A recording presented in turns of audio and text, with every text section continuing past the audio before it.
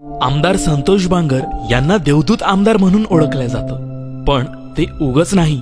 हे आहेत हिंगोली येथे राहणारे गणेश पटवे. सर्व काही नीट चालू असताना एक दिवस अचानक त्यांच्या आयुष्यात एक अपघात झाला आणि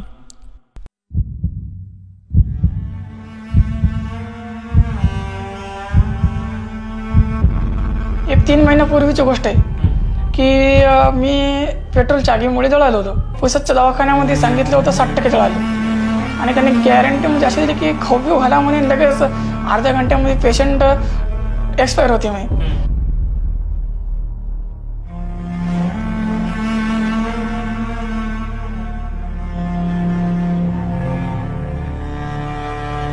तू अर्ध्या घंट्यात जातोस म्हणजे तू वाचत नाहीस आता.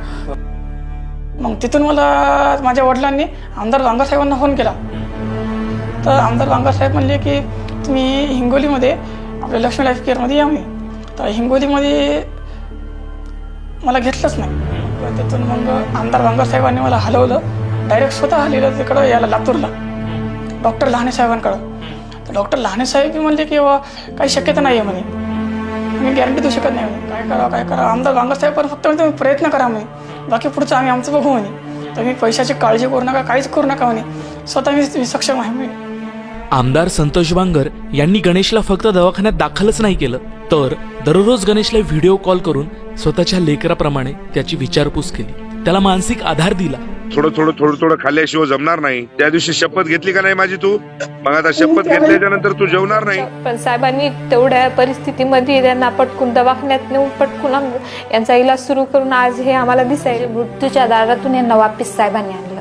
आज त्यांच्यामुळे एक छोट्या बाळाचं पप्पा वाचले, जीव वाचला आणि त्यांच्यामुळे आज माझं कुंकू पण वाचलं. मला हॉस्पिटलमध्ये 15 लाख रुपये लागले आणि आमदार साहेब म्हणले अजून की तू इथून पुढं पण टेन्शन घेऊ नको, इथून पुढं तुला इलाजासाठी, तुझ्या हाताच्या सर्जरीसाठी, तुझ्या होटाच्या सर्जरीसाठी काय जे खर्च लागन ते मी स्वतः तुला देतो, पण तू टेन्शन घेऊ नको. आणि अजून याच्यापेक्षा काय पाहिजे? अजून काय पाहिजे मग सांगा ना तुम्ही. आज गणेश चालू शकतो, बोलू शकतो, त्याच्या कुटुंबियांसोबत वेळ सुद्धा घालू शकतो. ते फक्त आणि फक्त आमदार संतोष बांगर यांच्यामुळे.